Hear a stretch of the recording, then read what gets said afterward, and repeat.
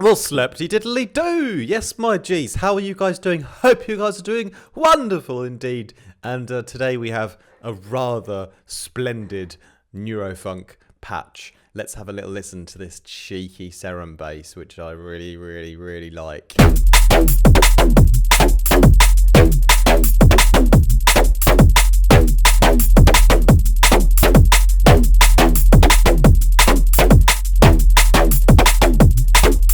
Oh, I could listen to that for about 3.5 minutes, I reckon.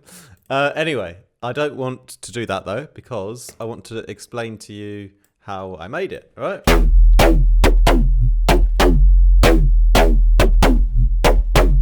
I would say there are three main aspects to the sound. It has a very powerful, sustained kind of sub bass. Then it has the main kind of funky stabs. And then you have the little delay tails, you know, so that you can kind of tell there's three sort of rhythms in the sound. Is it three like separate counter rhythms almost? Like sustained stub, sustained stub, sustained stub, sustained sub bass, funky stabs, and the delay tails, right? So what I'll have to do is bring it all back from the beginning, right? And yeah, we have basically some noise, a square wave. This is like a folded triangle with the sine fold distortion that makes the main character of the sound actually. Two filters being used as well, a bit of noise and the sub bass underneath. Let's start off with and also we've got our funky rhythm to talk about on the LFOs. Okay. That's how it actually starts off. So it's this, folded triangle with the sine fold mode. And we can put some noise in it as well. There's a bit of noise sort of FM'd into the oscillator here. The unison also on 3. Yeah, fiddled with the detuning a bit, so we're at 0.15 over here and 66 over here. Noise at 43, the sine fold from 0 up to 83 on the LFO1. Tiny bit of detuning on this fine tuning here, and the octaves at -2. Okay, so let's talk about the movement. So it's quarter notes dotted, saw down, nice and curved. And then it's got special movement because LFO2 modulating the phase of LFO1 all the way round. So you see up here, LFO2 is the source and the destination is the LFO1 phase. The amount is 100%. And what does that mean? It means that it means that obviously we're changing the start or the position of the LFO, so it'll skip around. So when you get the first couple of stabs are just flat at the normal speed that they should be, and then when you get over here, that's when the position will change. Okay. All right. Let's keep improving the sound because I'm getting a bit annoyed with that sort of distortion noise, you know. So let's add in our sub bass here.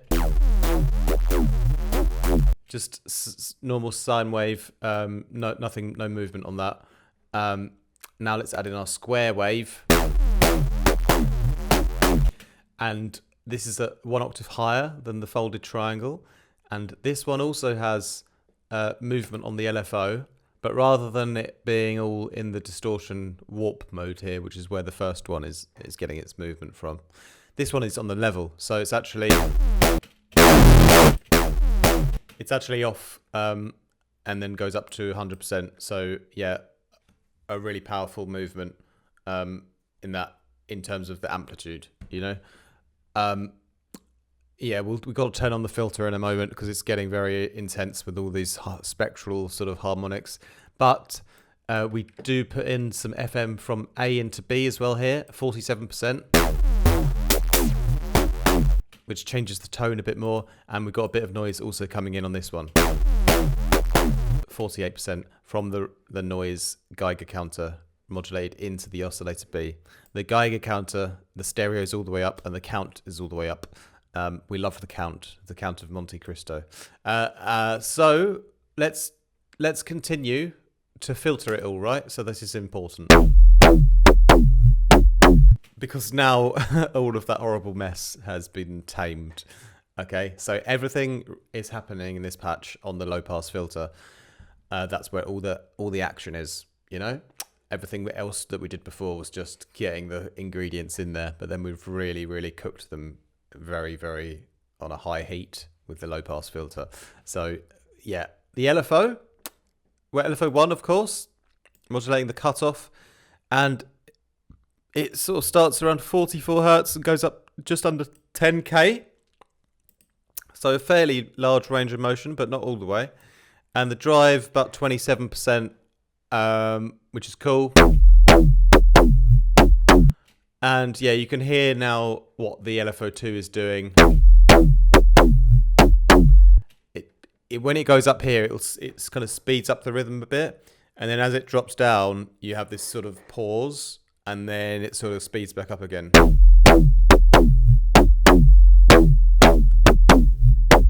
And obviously I've just drawn that in by ear. You know, because if I move it around, you know, it'd be a bit different, but I do it in line with the beat. So you got bum, bum, ba-da, bum, bum, bum. So really nice and funky, yeah? And to get that, you just have to toy around and trial and error with the position of the shape of the this LFO2. And the timing is set to 2 bars, so I've got enough space to put these changes into my main rhythm over the course of time, so I can design like a pattern, you know. Obviously I could draw it all in manually in the first LFO, but it's not quite for me as easy to get good results doing it that way. It's better for me to do it in this more complex rooted way. It's I just like the way that you get the rhythms to work that way. It just seems to me to be more of a winning formula. Anyway. Right, so all that movement on the LFO, mainly controlling the low pass filter now. Really, really nice sound already. Then the output of the filter 2, the output of filter 1 goes to filter 2, and filter 2 is the band pass, the band reject. So it's like a notch, it's kind of like a notch filter. And I like this one because you can modulate the width, so you can not only move the cutoff, but also like move the width of the notch, which is, you get sort of more precise and more interesting characters, you know. This is mixed in 83%, so it's not all the way, but it kind of like takes out a bit of the squelchier higher part of the sound and gives you more of a focused, a little bit more focused in the lows, and just a little bit darker, tiny bit darker, but a nicer sort of tonality for me. Anyway, that's wonderful, because then we go over to the effects section after that. We've pretty much wrapped everything up, I think, on the home page. Yes. Yeah, a bit of detuning on here on the square as well. So these two guys slightly detuned from each other, but it's very, very subtle. But yes, the band reject also, the movement, as I didn't really mention, the cutoff sort of going from about 570 up to 1.8. So it's quite small range of motion there. And the width also was quite small, going from 22 down to 9. So you can see it moves a bit and the width changes a bit as well, you know. All right, let's do the effects then. So chorus, this is great. We got a really nice low pass filter on the chorus as well. I really like to use this to build in a fresh filter character into the chorus and then mix that in. So this is sort of set to around 580 going up to 4.8k or something like that, and then mixed in general the chorus lower.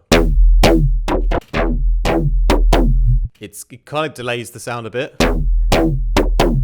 When you get it down enough, you don't have that sort of skipping delay effect. You'd like just matched it well enough so you've got that little extra space in the stereo field, but you haven't gone mental with how detached the sound has become.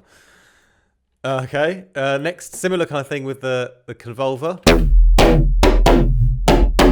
The digital gated, one of my favorite presets on the short folder, and then also the mix on this guy is it's also being modulated. So actually, you got a little bit of extra convolution at the top of the stab, at the actual part, at the beginning of the stab. So imagine it's like slightly wetter and wider at the top where it's a bit loud, you know, so it sort of softens the peak a little bit. A tiny bit of detuning on the hyper, which is cool. It's similar to a flanger effect in a sense, because what it's doing is it's changing the pitches over time. So the different stab hits will have a slightly different detuning on them to 22%. And then a bit of dimension as well. This is 14%, and that's just for extra stereo harmonics, a small amount of them. And then we've got the filter, another filter, sorry. It's another sort of notch, but it's a little bit like the band reject, but a little bit more subtle. So this is sort of set to 193, and then we're modulating it 17% in total, so a little bit to the left and the right. What Serum does sometimes is it sets up the LFOs to sometimes be like bipolar, or sometimes just one way. And I don't really know how it chooses to do it, and it's a little bit frustrating sometimes. But anyway, I just did it this way around, like this. A little bit of drive, and then I actually completely forgot. One thing that made this patch really great was the panning I did, right? The panning, because you can pan in Serum the filters, which is really cool. So the filter here is panned to the right, and the filter, two filters over here, this band reject's panned all the way to the left, and this low pass filter's panned to the right, and that gives it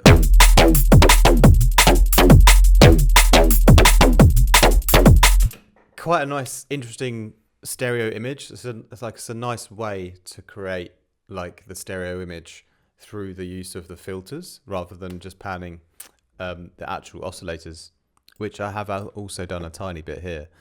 So this is a patch where I've put a bit more emphasis on the panning, which I don't often do, but it kind of worked for me in this time. Then, after that filter, now we've got a bit of flanging, and that's doing a similar thing, just changing the pitch of the frequencies a little bit, around 10%. Then low-high splitter with the distortion just for the high end, so multi-band distortion in the high end with the diode 2. And that one,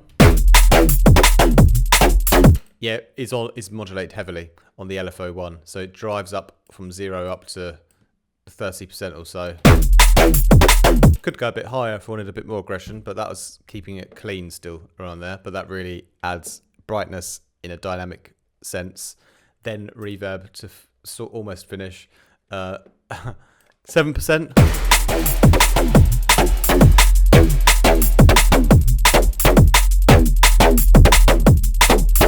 A little bit of a room sound, taking out most of the low end here on this one, and then finally a bit of delay, and that's also again quite subtle, but you heard those delay tails at the beginning.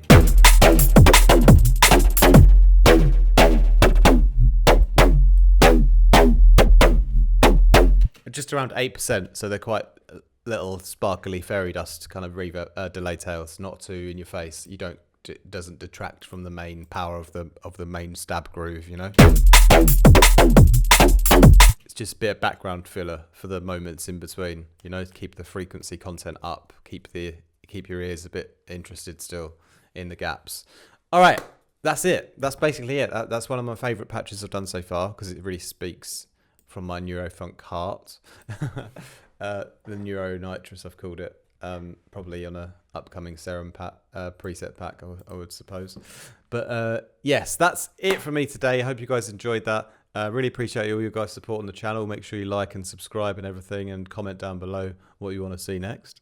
May I remind you as well that I've got Serum preset packs, I've got Vital and Faceplant packs, and a current preset pack on my website if you want any of those. Highly appreciate anyone who grabs them. I've got mixing and mastering services available. You can email me the link. My email address is linked down below. And also, if you want to have a one-on-one production session with me, you are always free to book in via my online calendar, which is also linked down below.